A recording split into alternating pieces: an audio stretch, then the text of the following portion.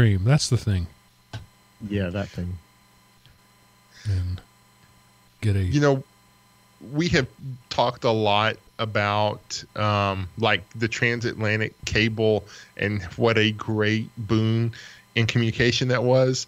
The first transatlantic cable could talked a lot about 1/10 of like a word the transatlantic cable and what a great boon in communication that was. The first transatlantic cable could talked a lot about. I love the infinite, the mirror in front of a mirror thing that happens there. And what a great boon in communication that was. The first transatlantic cable could talked a lot. I wasn't ready, and I was like, no, I can't talk and hear myself. I know. It is so difficult, isn't it? It is. Every now and then, watching a live broadcast, you'll see the most seasoned on-camera talent rip the ear monitor out of their head, and you know that's what's happening. They're hearing themselves come back at a 3-second delay, and their brain just can't handle it. Man, it's hard. It's very hard. Yeah. Because you either have to make the decision, I am going to talk, I don't care what happens, and you just like focus on the words coming out of your mouth, not the information coming through your ears, and then you sound all weird to everybody else because it's like, what's he doing? He's getting so mad and frustrated, and you're like, I'm trying to concentrate. And they all day, every day, talk while somebody's talking in there, so that talk and listen at the same time thing. But then when it's their own voice they have to listen to, it's just too much for them. Yeah. Hey, Jenda, welcome.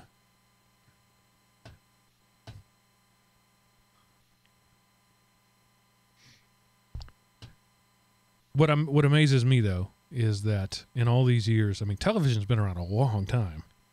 We still have never figured out how to mix music in a live event that doesn't sound like utter piss over the television.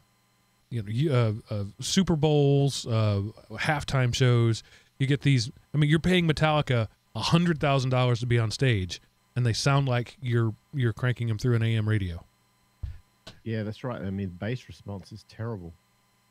I guess that the old speakers never really had it, and no one ever worried about trying to fix that. I mean, it's not just the bass response is part of it, but also, you know, the vocalist is almost always lost in the mix. And you know, you get this tinny little snare. So yeah, it's like in 1934 we decided this is how you mix music for television, and then we never updated that. Yeah. Trying to watch American Idol, it's like I think the guy's singing pretty okay. I can't really tell. But anyway, once again, first world problems. All right, let's go ahead and start this show. Let me turn my mixer off and back on because that's a thing I have to do. I have punched the record button. Yeah, I'm recording. You know, Miles, didn't you say you had some friends at Elise's that could, you know, fix that? Get on that, would you? Yeah, probably going becoming a vice president at Guitar Center. And of course, they're about to go broke, so I don't know what's going on. They just opened a new Guitar Center within this year. I mean, it wasn't like last month, but within this year, and I was surprised to see that. Like that, there's, you know, in this area, there's already a couple, and to have opened another was surprising to me, knowing that, I mean, pretty much everybody buys everything online these days. Mm-hmm. But they also own Musician's Friend, so I guess they're capturing the online market as well. Yeah, they're up against Sweetwater and those guys. So. Yeah. And what's this? Something starts with a B? I don't remember. Oh, yeah. B&H? Is that them? Maybe that's no. it. Yeah, B&H Photo, but it isn't about photo anymore. Right. That used to be a camera place. Yeah. All right, let's start this thing.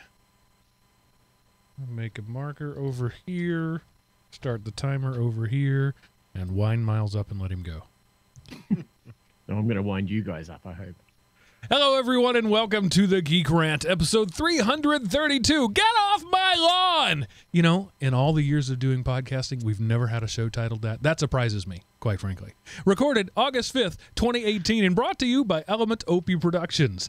ElementOpie.com. Welcome back, ladies and gentlemen, to Drive Time Radio for Geeks. I am your host, Mark, sometimes known as the Sultan of the Soapbox Cockerel. And joining me this week, as always, except the last 2 weeks when neither of them were here, are your two stalwart co-hosts, Seth, the Gooey Kid Anderson, and Miles, the Aussie Engineer Wakeham. Hello, gentlemen. Hey, Mark, and welcome back, Opiites. We're back. I'm back in America.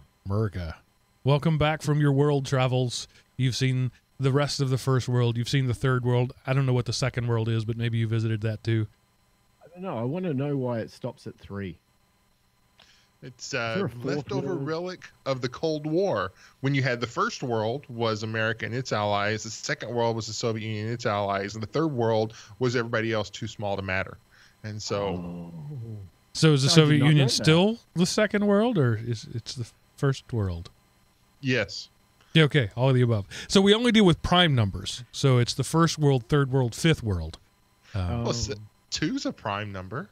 Well, that's fair. That's a fair point. We colonize Mars. Actually, we're going to have that discussion in just a little while, because today's show is Seth called it "Get Off My Lawn." Seth puts a working title in every show note, and I pretty much change all of them. 332 episodes in, I've not changed maybe 3 of them. And this is one of the 3, because "Get Off My Lawn" was perfectly appropriate for the discussion of the day, and we're going to talk about Miles' experiences in his visits with the first through fifth worlds, and specifically about population growth. But first, I just want to mention, we missed a couple of weeks. We didn't tell you we were going to miss a couple of weeks. I had a church thing 2 weeks ago, and then I was on vacation last week, which was I could have made it back, but Miles was also hovering over Fiji roughly around the time we were going to record, coming back from Australia. So between those two things, we just decided it wasn't worth it. So we took a break. We're back. No, we're not pod fading, except maybe we are, but we're not, I don't think, maybe. That's all I had to say about that. We're still here. Yeah, and we've got some possible ways to do shows in the future we may or may not experiment with that would alleviate some of the extended breaks that we take. Yeah, I mean, I've talked about it before. I don't want to go too much into it, but this is a significant investment in time, and I'm at that point in my life right now where I have the least time I've ever had in my life. Conversely, I have the most money I've ever had in my life. I think we all cross that point at some point. Then you start to get to the point where you have less money and more time again. And so it's not that I don't enjoy this. It's just that I'm being pulled in so many different ways. When something has to slip, this mildly beneficial, to be blunt, a few hours of my week are the first thing to slip. So I like doing it, but it's nothing more than like at this point. And, capitalism being what it is, if you want me here more often, pay for it. And I'll just leave it at that. And now, Miles, look out, drones! Yeah, did you see the news about what happened in Venezuela this week? I did not. Oh, man, this is so cool. I'm a big fan of Daniel Suarez, the author. Oh, yes. We've spoken about his books before. He wrote this book, I don't know how many years ago, 5 years ago, called Kill Decision. Yep. It's really interesting. It's about drones. It's about the military using drones en masse to conduct, warfare and attacks and strikes and all this sort of stuff. And it's science fiction, as you would expect it to be. It's a way out story. Not quite that far out, but enough to be of interest. Well, this week, the president, I guess you call him, of Venezuela, is it Moreno? I think his name is. So he's doing this rally, as presidents do, I guess. And out of nowhere appears a whole bunch of DJI M600 drones who come and effectively attempt to attack him. And they're all fully laden with C4 explosive. I'm not making this up. He got attacked by drones this week. Apparently he survived it. One of them failed and blew up an apartment building or something. And the other one, I guess it didn't detonate, or they stopped it or something like that. But it's all over the news right now, how these drones are attacking presidents. So I just want to throw that out there. That's technology right there for you. Drones with C4 explosive, yeah, it's a real thing.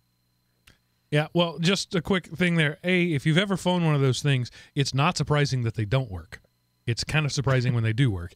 And secondly, you fell victim to one of the classic media storytelling devices. The drones attacked the president. No, somebody piloting a drone attacked the president. Right. The drones are just the latest technology in use by people who want to kill the president. And by the way, presidents don't have rallies. Despots have rallies.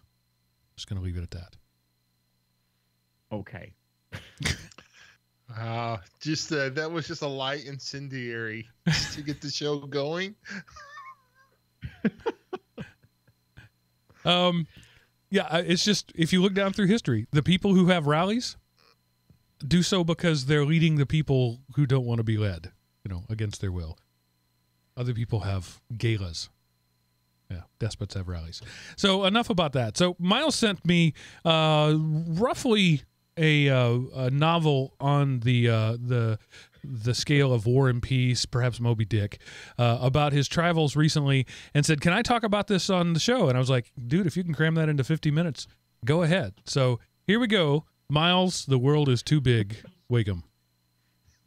All right. Well, I'll start with one little statement, and I'm going to challenge every listener out there, you guys as well, to check this out.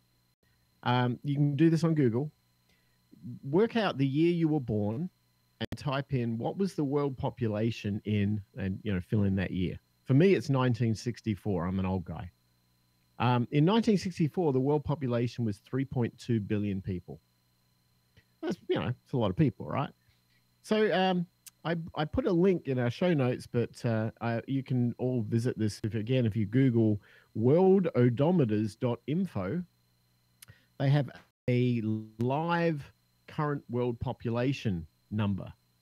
Now, I don't know if this is real, but it seems reasonable. I mean, I looked at some of the IMF numbers, and the current world population as we were recording this is 7,640,900 million people, roughly let's say 7.6 billion people. I didn't think it was that high. I thought it was like 7.1. And then somebody said, no, it's 7.3. I'm like, oh, yeah, really? What's 400 million between friends? Yeah, right. And then I look at it 7.6, like, oh, really? But if you happen to use that same website, or you find any other graph on this, and you sort of scroll down and you look over world population, past, present, and future, you will realize that going back to the earliest census, and let's face it, they had census, in 1 AD. I don't think so. But, whatever. Of course, the Roman census. Of course they did. They had the entire book of Numbers is a census of the Jewish kingdom, and but they hadn't conquered like China yet. Right. It was the world as it was known at the time. Right. Okay. All right. But say let's say these numbers were reasonably low, and they're thinking 200-300 million people living on planet Earth. Back then. I mean, wow. I'm sure it was okay. Let's say it's 10 times that. Right. Let's say 5 times that. It's still very low. And if you look over time at the growth of population over the years, when you start getting to the 1800s, 1900s, the graph goes seriously exponential and crazy. Now, okay, look, I'm not a statistician, economist, anthropologist, whatever you call the guys who do this. It's interesting that if you look at the numbers on climate change, they sort of parallel the same process. But those numbers aside, whether you agree with them or think they're a political statement, you can make graphs say anything you want. But these sort of graphs kind of send a message that, wow, we got a lot of people on this planet. But, look, I live in Phoenix. It's got 5 million people in it. It's really well designed. It's got big roads, big freeways. It's a big area.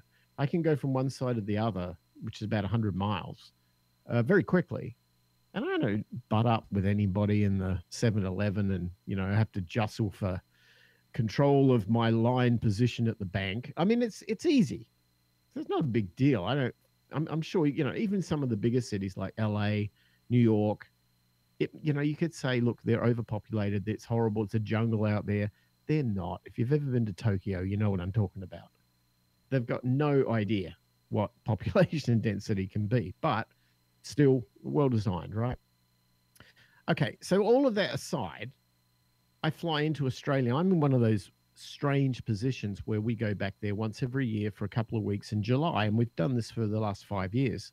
And I get that weird opportunity to kind of open the window and land there and see the country for a few weeks, and then close the window and not go there for 12 months. So I get to kind of see the forest rather than the trees in this. And then for the last 5 years, I've noticed it felt a little bit congested, a little bit. 2 years ago, it got quite congested. And this last trip blew my mind because it was so overpopulated in Sydney, particular, that I couldn't deal with it. It was just really, really overpopulated. And we're going back to the airport. We stayed in a hotel that was a mile from the international departures, curbside drop off at the airport.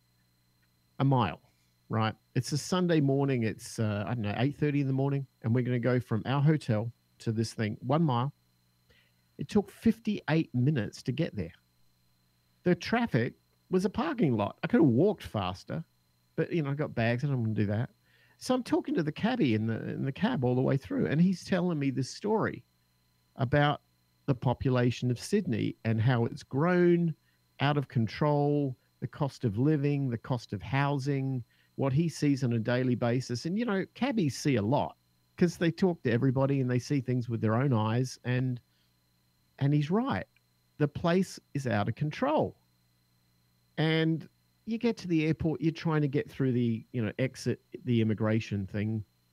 And the lines were nuts. And I swear, I had to tell off 3 people from just trying to jump in front on lines. This isn't the country I came from. This is a very different place. It's this, I literally in June was in Mexico City, a city with 22 million people in it. And it was so much easier than Sydney, a city of 5 million people. So I'm sitting on the plane thinking about what we just went through, this crazy overpopulation. And I start realizing the importance of planning. And, I get back to the States and everything's so much more civilized, which is really unusual. But I landed in San Francisco. It was civilized. It was nice. People were great. The guy at the immigration let us in, he was really pleasant. Welcome home, he says. And it felt great. But going through the whole jet lag process, you're at 3 a.m, you're sitting around thinking. And I thought, well, what's causing this chaotic mess down in Australia? And so I did a little bit of research. And what I discovered was really scary. Apparently, when I left my country back in 1989, the population was about 1.7 million people. And today it's something closer. Well, the census numbers will tell you it's 2.5 million. But actually, the reality is they don't include temporary workers, foreign workers, students on visas, illegals, people who overstayed their visas, that sort of thing. And the numbers are probably more realistically above 30 million. So in the space of, I left in 89, what is that, nearly 20 years, 30 years, I'm sorry. In that sort of time span, it went up. It almost doubled in that time span. And it got me thinking, how sustainable is this growth? At what point do we all grab, guns and try and defend our farmland because somebody's going to steal your food? At what point does this turn into The Walking Dead? And that was the whole point of my discussion. And I wanted to, we don't feel it here in the States.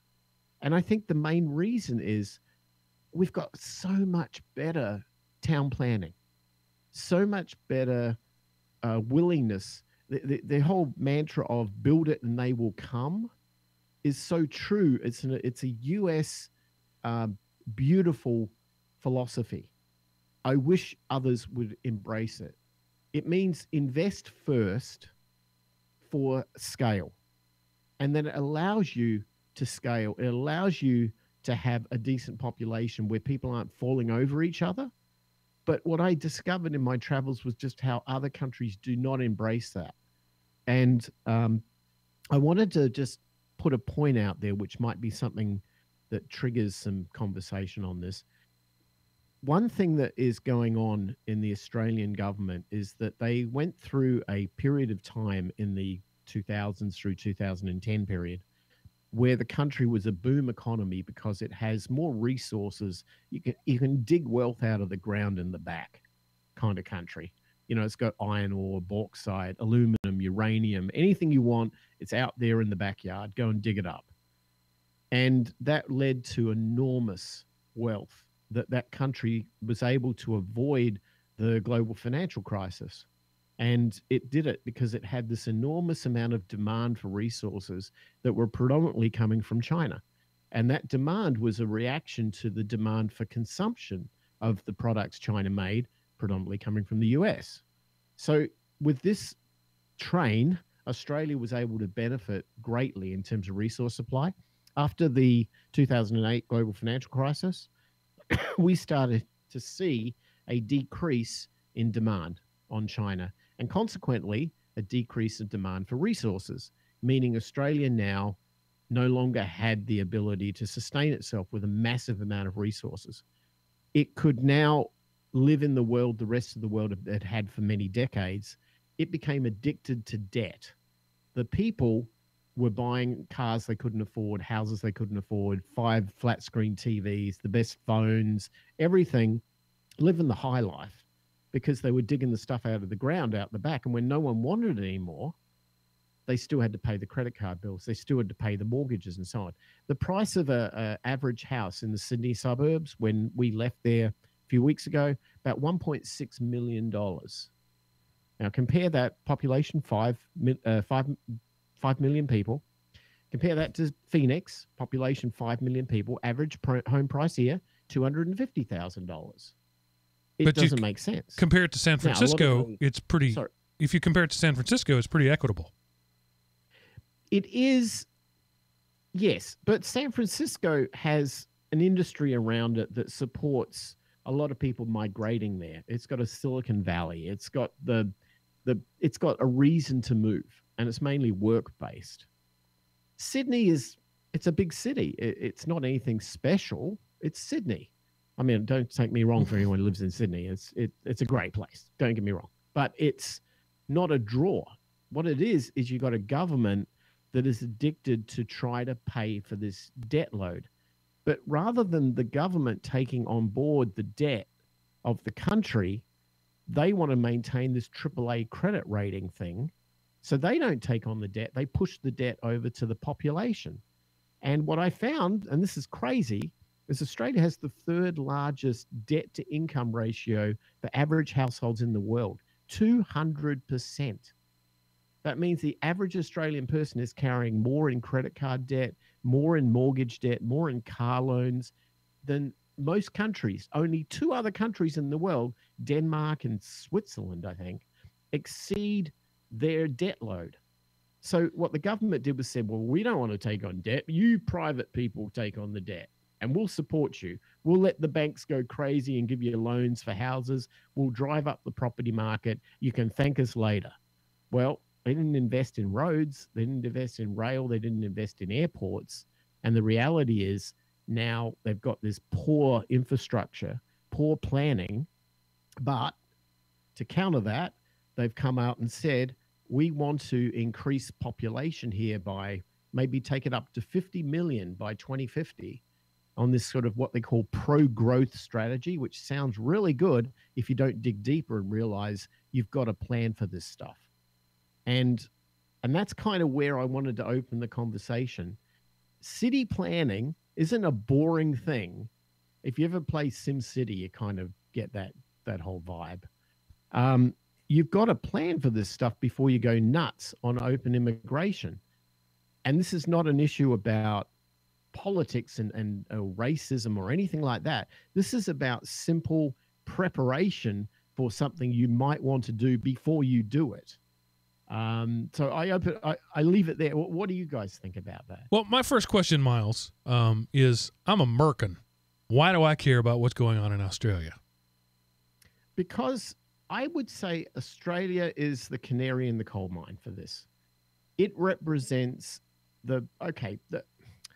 let's look at just a few numbers to kind of give you some parallels. The population in Asia, China about 1.4 billion people, India about 1.3 billion people. Have a look at a map and see the size of their land. It ain't that big, not for that sort of population. We've got, what, 320 million here? Mm-hmm. Each one of those countries is 4 times our population, and there are 2 of them. So we've got 8 times the population of the world in one region who need resources like crazy. They need food. They need steel. They need iron. They need agricultural products. They need all of that.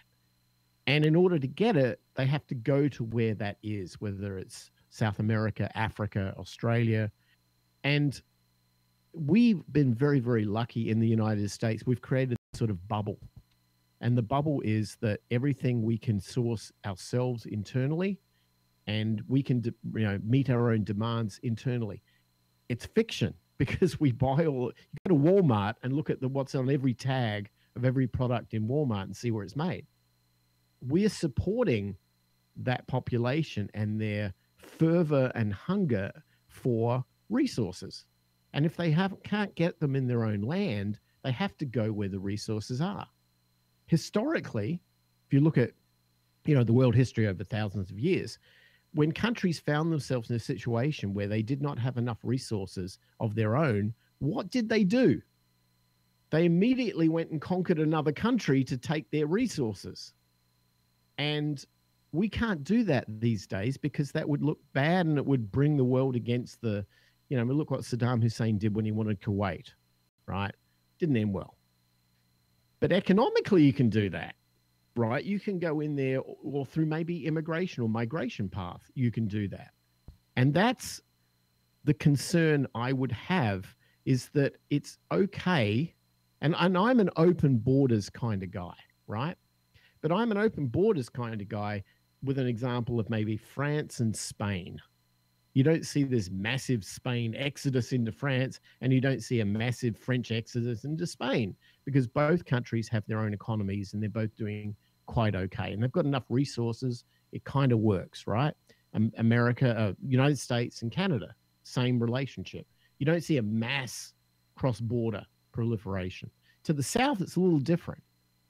But at the end of the day, the problems of migration affecting world population or population of an individual country comes down to A, the willingness of the country to accept it, and B, the infrastructure of the country to be able to support it. So how does it affect Americans? If you see what's going on in these other regions, you'll realize we've got to invest in infrastructure big time. Because if we don't get ahead of this, it'll get ahead of us. We could just build walls. Yeah.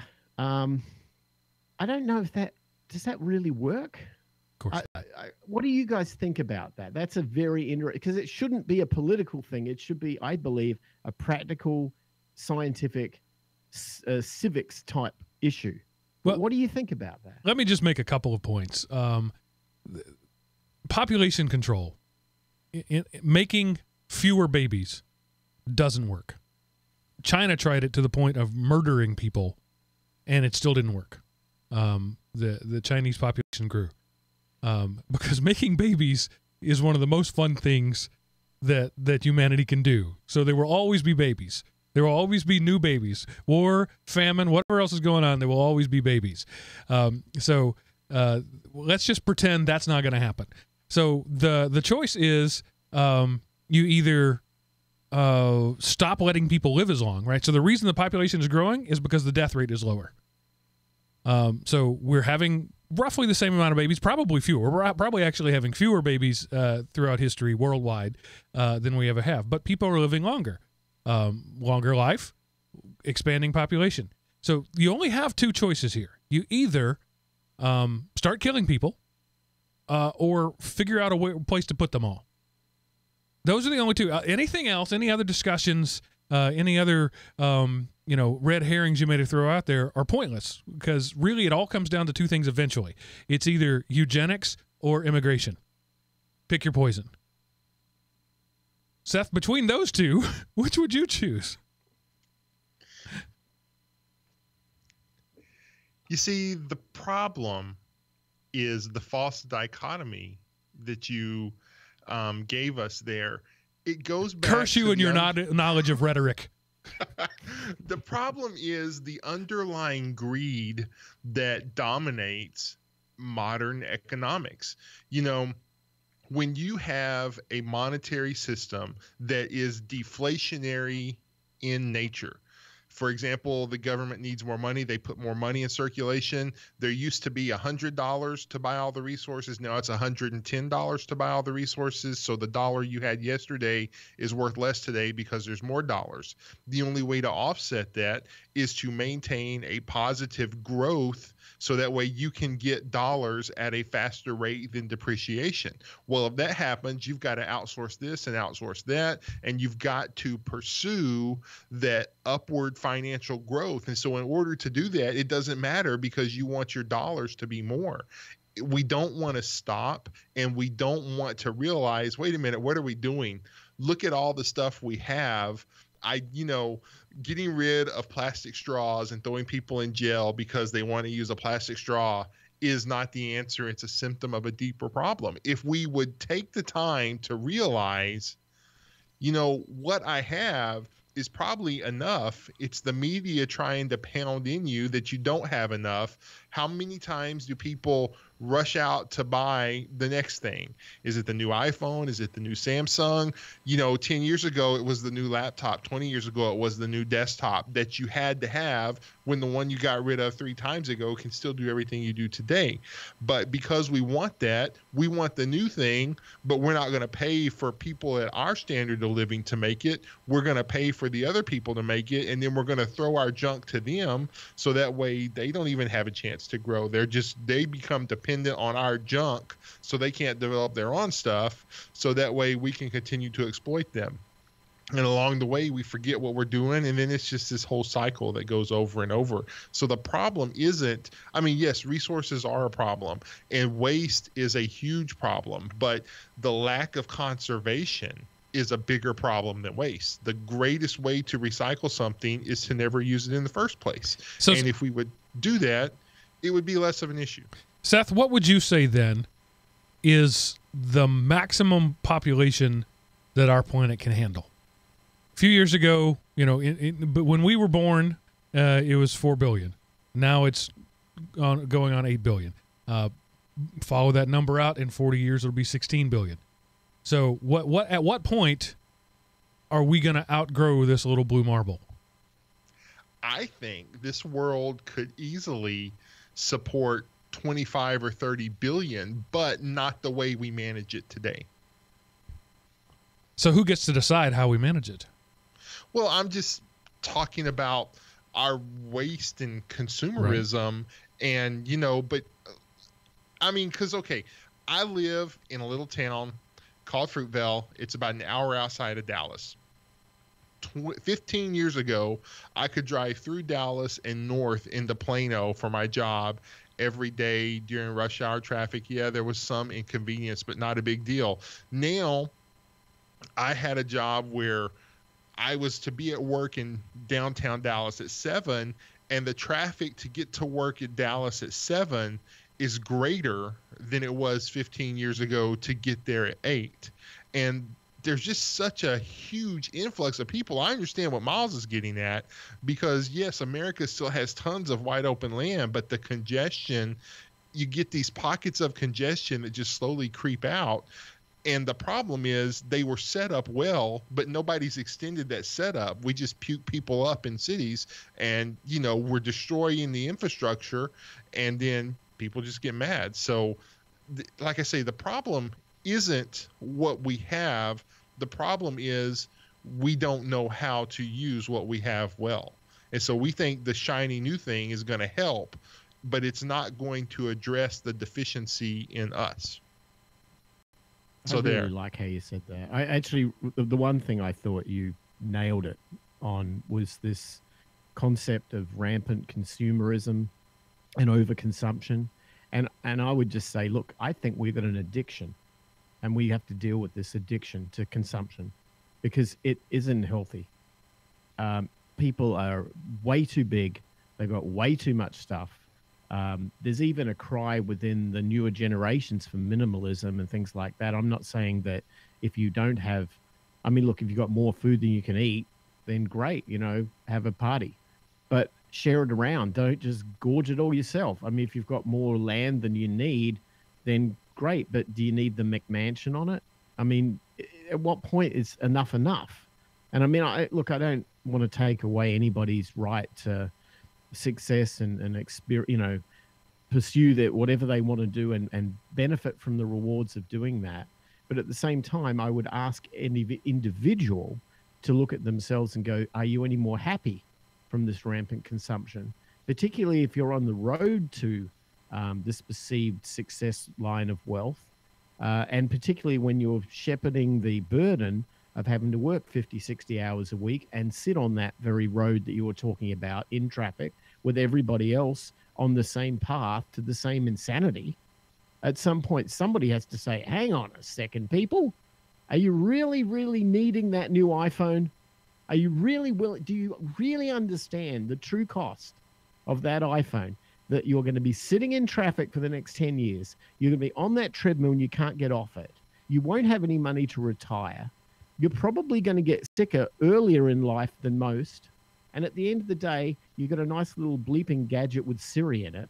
Is this worth it?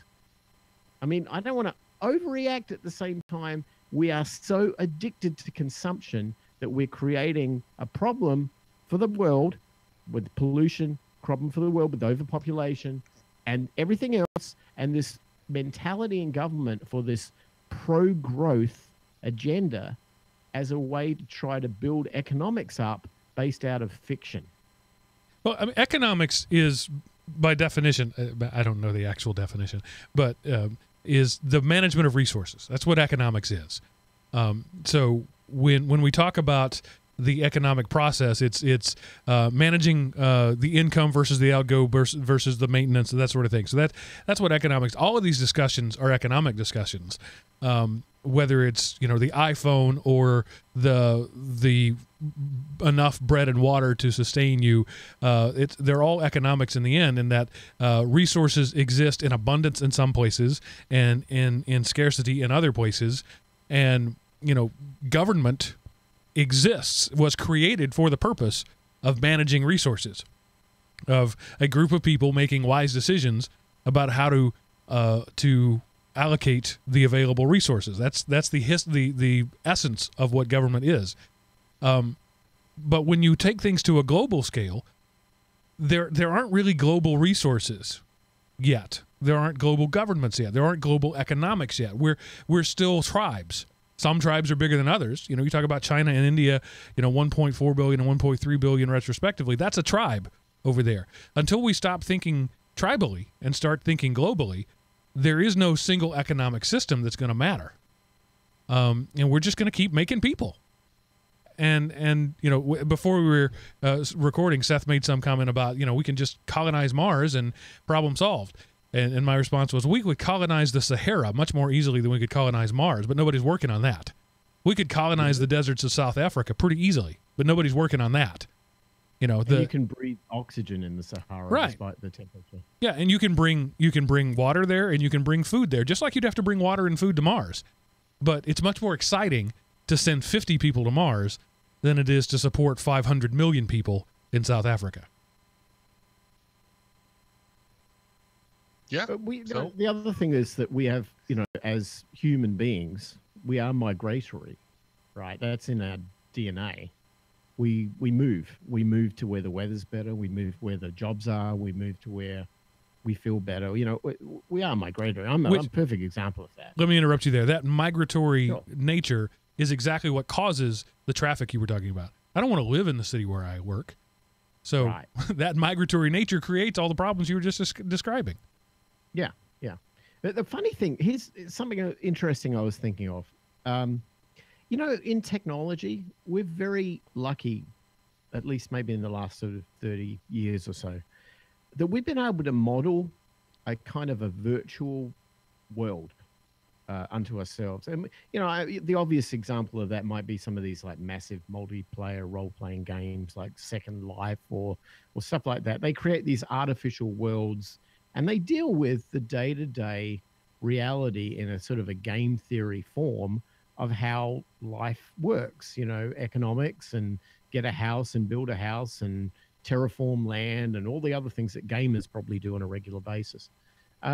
We also start realizing when you build, if you've ever built large-scale computer systems, there's a thing about scale that scares most system architects.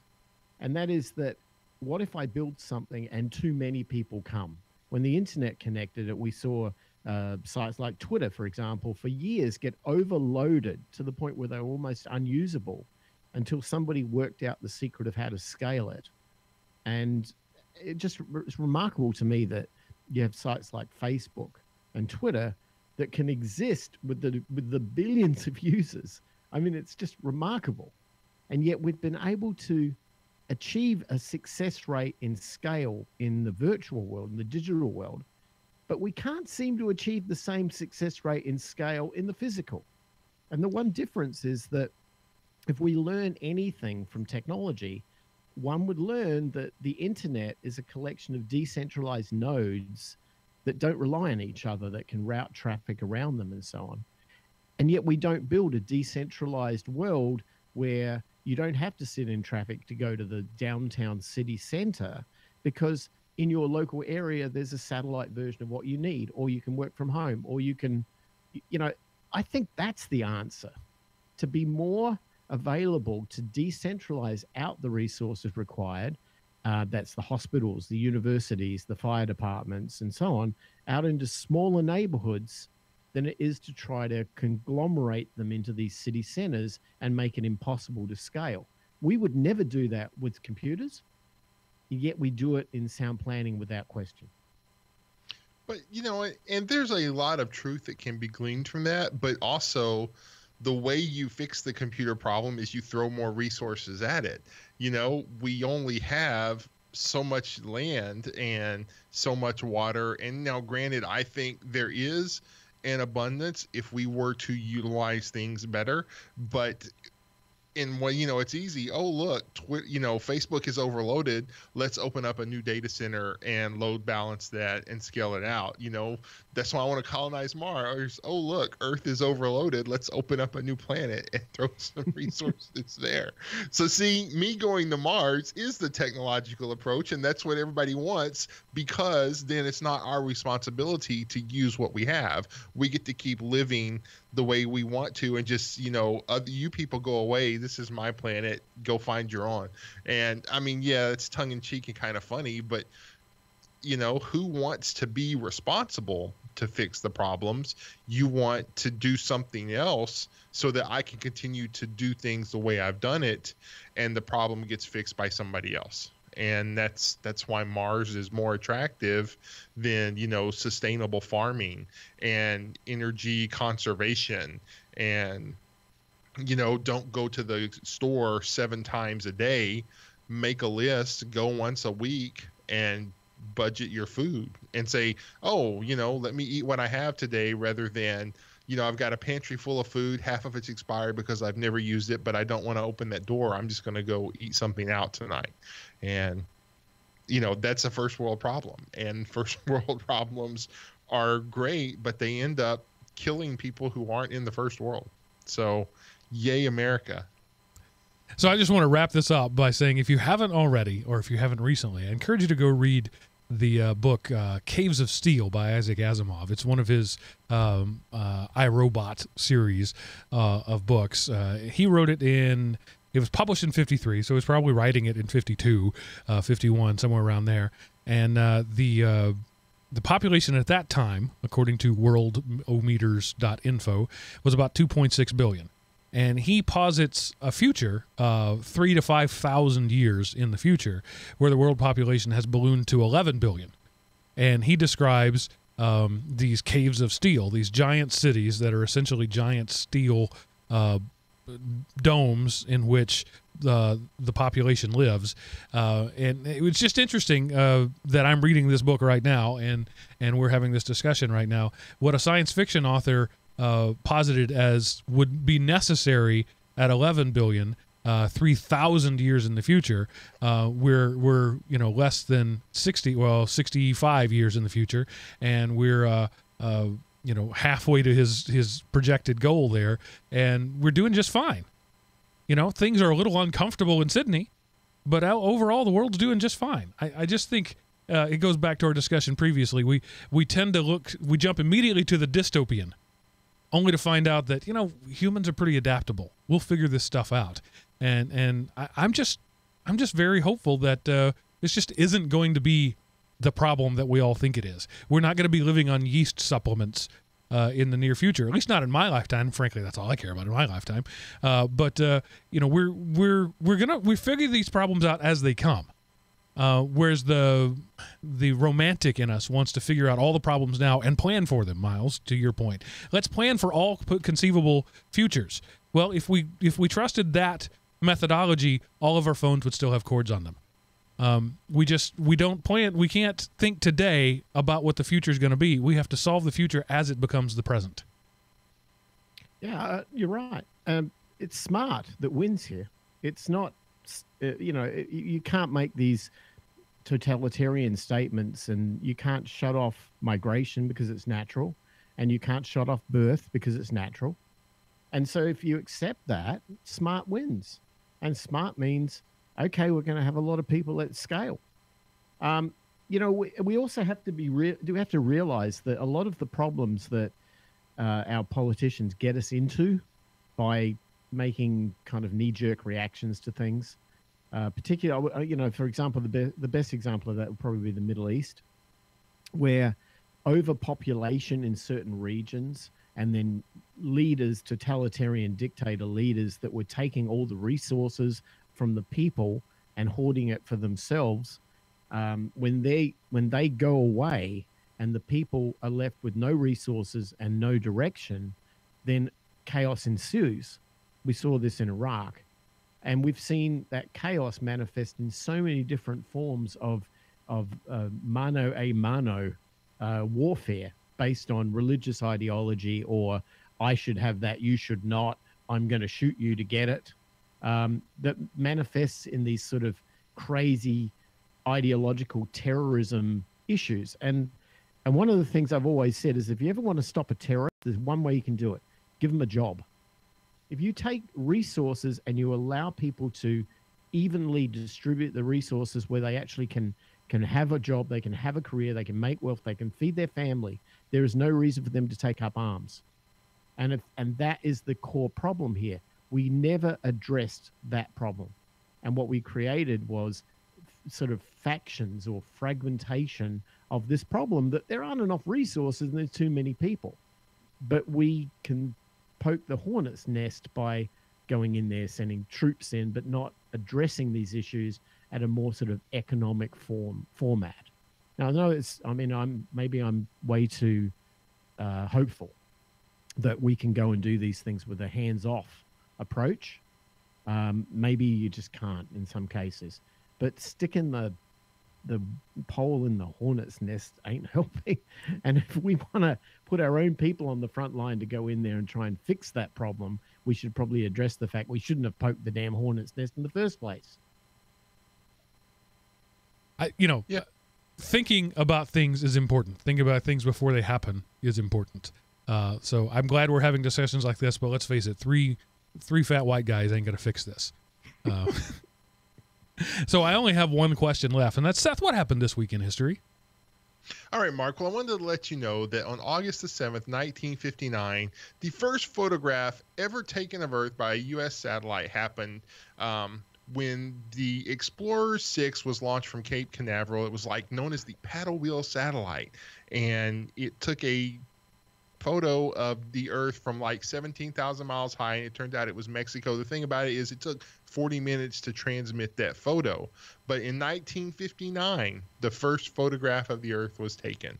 So from space or near Earth orbit, because you could argue that anybody who pointed a camera to the ground took a photograph of Earth, but from space or at least near Earth orbit. That happened this week in history, Mark, and now back to you. Take that, flat earthers. Oh, guess what? I gotta throw this in. There's a TV show on Discovery. It's in its second season right now.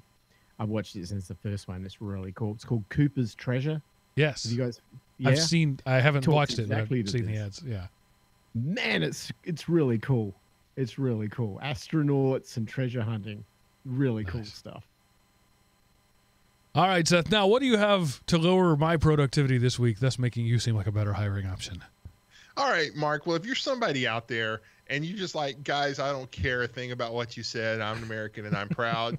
Well, you can go to primalurgefoods.com and have a box of meat sent to you every month. So roughly about $20 a box. These are, but see, here's the thing. You can feel good about it because these are like non-GMO ranged things, and you can run from like fish to deer, bison, antelope, anything from Alaska to Florida, anywhere in between. primalurgefoods.com and get a meat box sent to you or a loved one.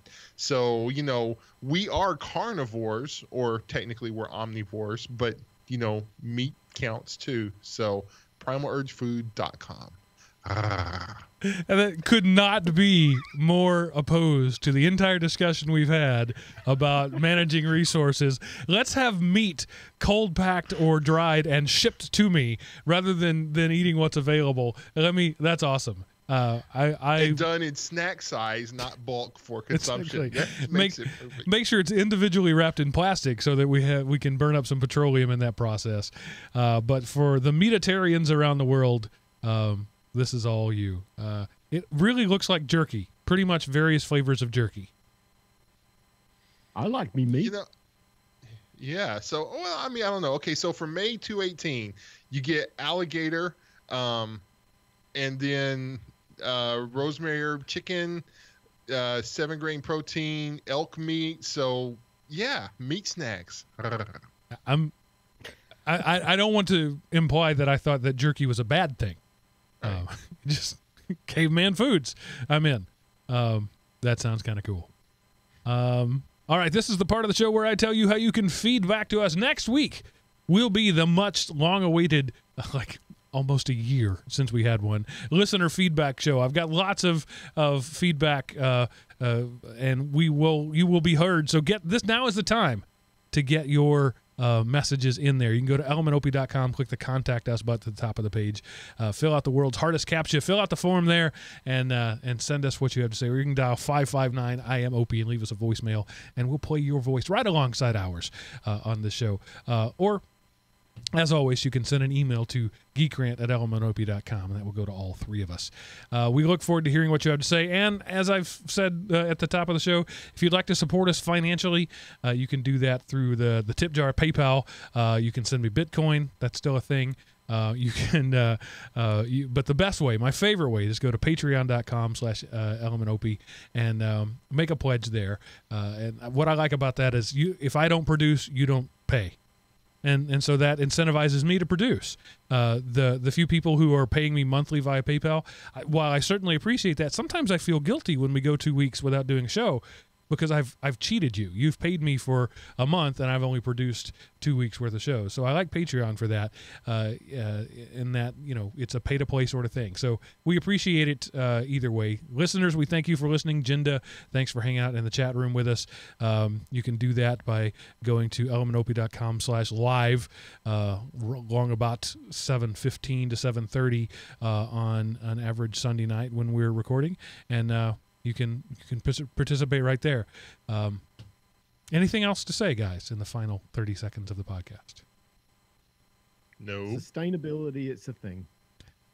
It is a thing. And if you don't think about it, it will force you to think about it. All right, everybody. We'll see you next week. And remember, pay for what you like. That's it for this episode of whatever the show is. GeekRant. That's the one. Bye, everybody. Toodaloo. Toodaloo. Completely forgot what show I was on there for a second. Okay, that worked. All right. Fun Cool. stuff. I was going to give you a response to your email about the web stuff. All right. I don't know if you want to do it now or. Well, I close got up your the YouTubes. novella about that. Yeah, I've got a couple of other ideas for you Right. that might help. Well, let me say goodbye to the So- YouTubers, and then we'll have All that right, discussion. You go ahead. No, you go ahead. Bye, YouTube. See you later. YouTubes. Cutting the stream. Man, words not good today. Bye, everybody.